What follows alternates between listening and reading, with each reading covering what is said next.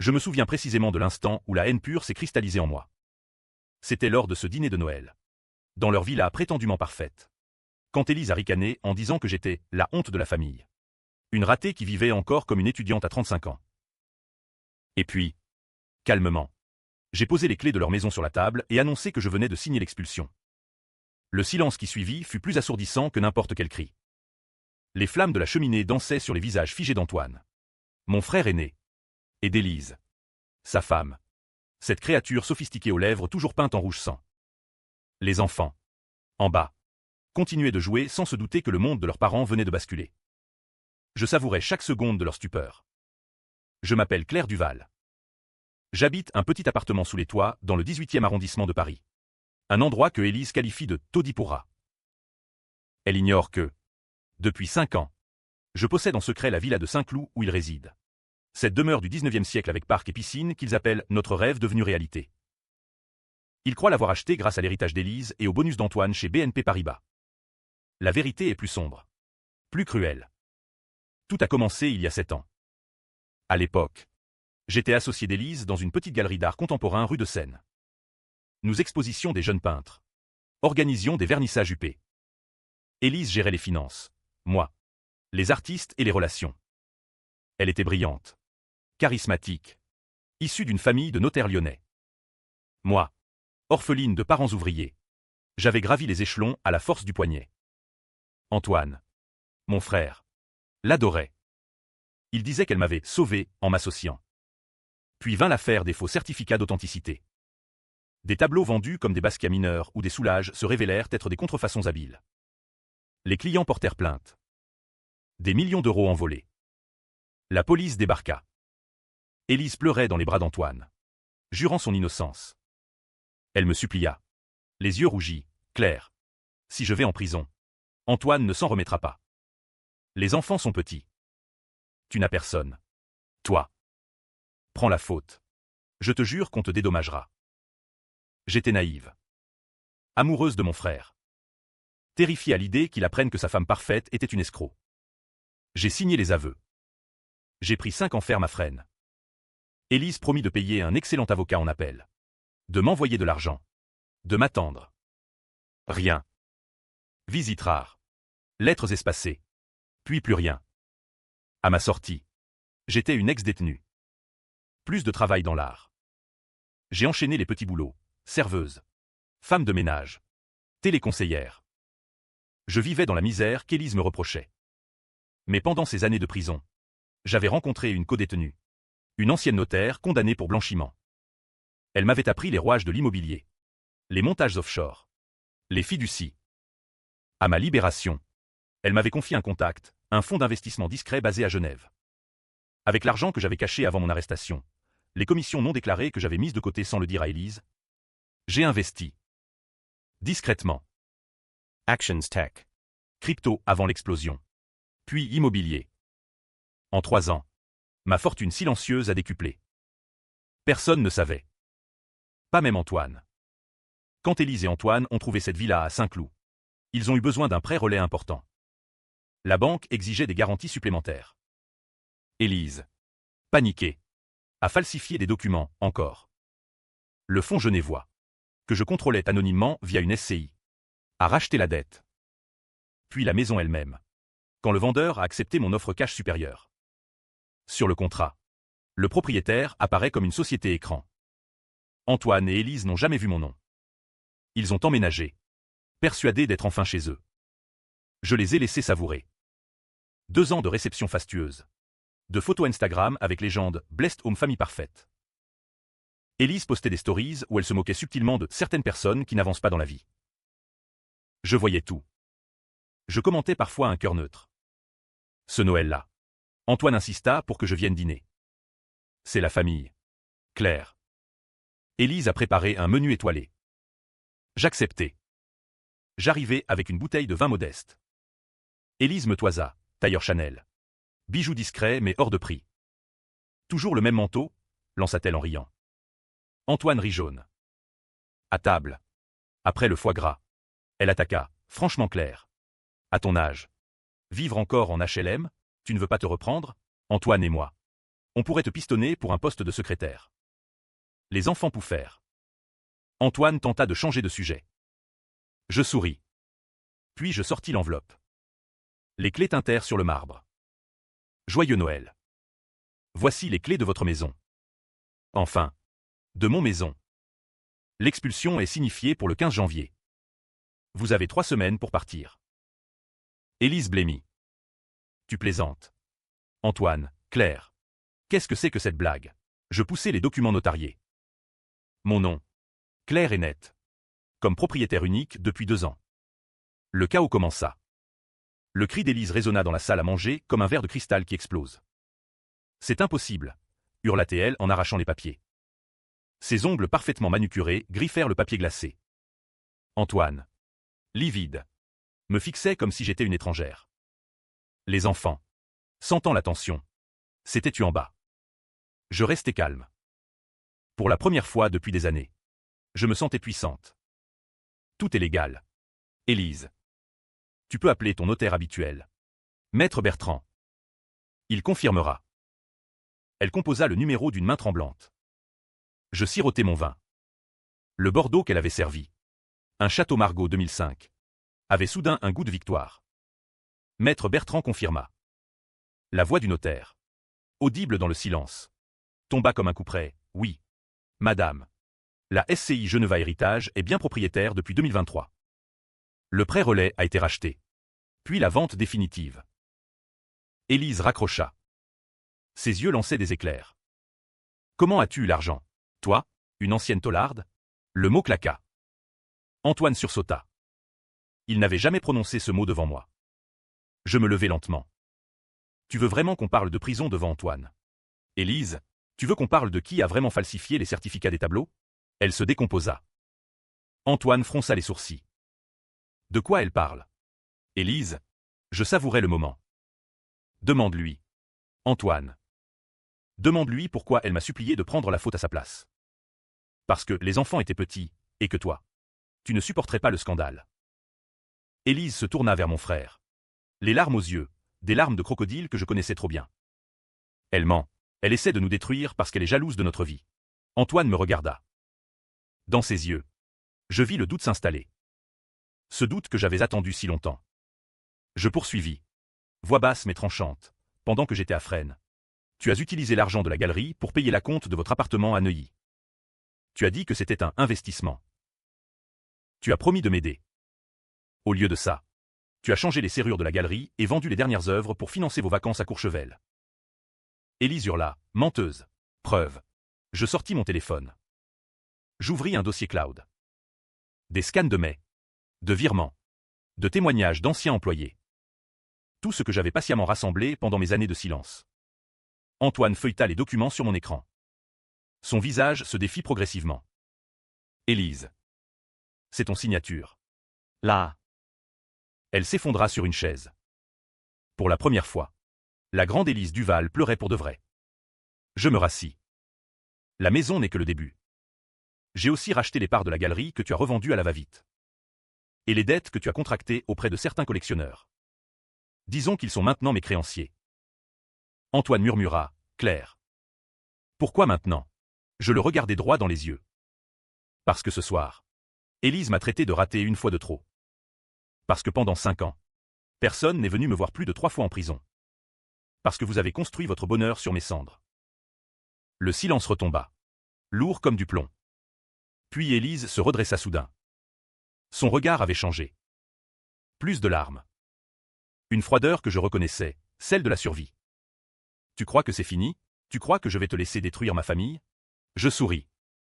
Ta famille, ou la façade que tu as bâtie? Elle se leva. Majestueuse malgré tout. Viens. Antoine. On va chez Maître Bertrand. Tout de suite. On va contester cette vente. Abus de faiblesse.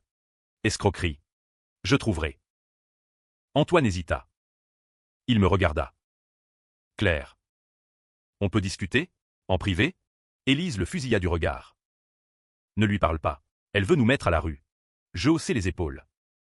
Vous avez 3 semaines. Après, les huissiers viendront.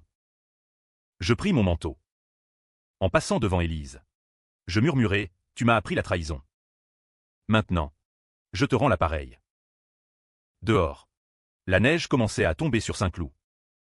Je marchais jusqu'à la grille. Pour la première fois depuis longtemps, je respirais librement. Mais je savais qu'Élise ne s'avouerait jamais vaincue. La guerre ne faisait que commencer. Les jours suivants furent un tourbillon de coups de téléphone et d'avocats. Élise mobilisa tout son réseau, amis notaires, juges connus lors de dîners, anciens clients influents. Antoine, lui, m'appela en secret. Claire, on peut trouver un arrangement, garder la maison, te rembourser progressivement? Je refusai. Pas d'arrangement. Pas de pitié. Élise tenta une autre approche. Un soir, elle débarqua seule à mon appartement du 18e. Elle portait un manteau en cachemire. Mais ses yeux étaient cernés. Claire, écoute-moi. Ce que j'ai fait était horrible. Je sais. Mais les enfants, ils n'ont rien à voir là-dedans. Je la laissai entrer. Pour la première fois, elle vit mon intérieur, livres empilés, plantes. Un seul lit dans le salon. Pas de luxe. Elle eut un haut-le-corps. Je servis du thé. Elle refusa. Combien tu veux? Dis-moi un prix. On vendra l'appartement de Neuilly. On hypothéquera. Je ris. Tu crois que c'est une question d'argent? Elle s'assit malgré tout. Alors c'est quoi? La vengeance pure? Je la regardai longuement. Tu te souviens de ma cellule à Fresnes? 9 mètres carrés. Les odeurs. Les cris la nuit. Les douches communes. Tu te souviens que tu n'es venu que 2 fois en 5 ans? Elle baissa les yeux. Tu as construit ta vie parfaite pendant que je pourrissais. Tu as menti à Antoine sur tout. Sur l'argent. Sur la galerie. Sur moi. Elle releva la tête.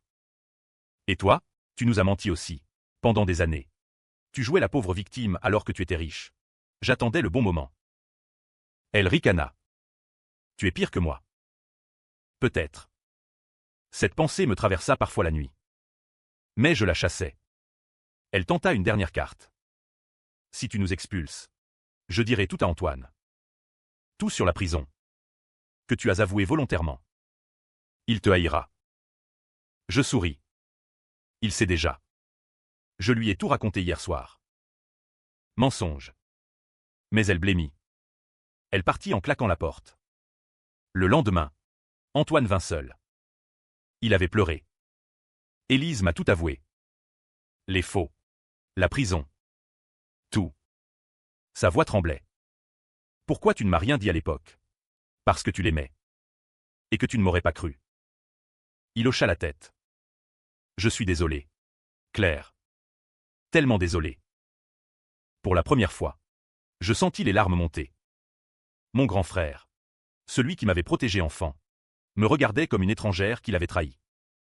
Je peux rester? Demanda-t-il. Non. Vous partez tous les deux. Les enfants peuvent venir me voir quand ils veulent. Il partit. Tête basse. Mais Élise prépara sa contre-attaque. Elle porta plainte pour abus de confiance. Harcèlement. Faux en écriture. Elle accusa la SCI d'être un montage frauduleux. Les journaux People s'intéressèrent, guerre familiale autour d'une villa de rêve à Saint-Cloud. Mon nom de détenu ressurgit. Je contre-attaquai. Je transmis aux enquêteurs les preuves de ces anciennes fraudes non prescrites. Des virements offshore.